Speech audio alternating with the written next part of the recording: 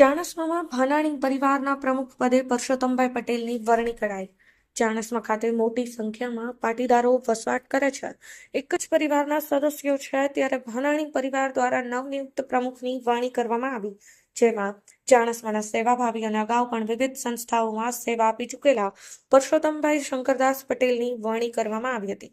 પરસોત્તમભાઈ શંકરદાસ પટેલ છેલ્લા કેટલાય વર્ષોથી સેવકીય પ્રવૃત્તિમાં જોડાયેલા છે, જેમાં તેમના દ્વારા ભાદરવા વદ દશમની ઉજવણીનું પણ આયોજન કરાય છે, તથા ગૌરી વ્રત વખતે દીકરીઓની ગૌરવ પાછી વાળવા સહિત નવરાત્રી દરમિયાન ભાનાણી પરિવારમાં પ્રથમ પુત્રનો ગરબો કાઢવાની પરંપરા છે.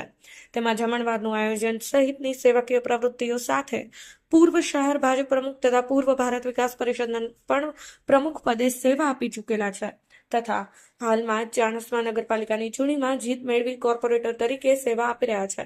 ત્યારે ચાણસ્મામાં ભાણજીદાસ લાલજીદાસ પરિવારના પ્રમુખ તરીકે નિમણૂક કરાઈ છે.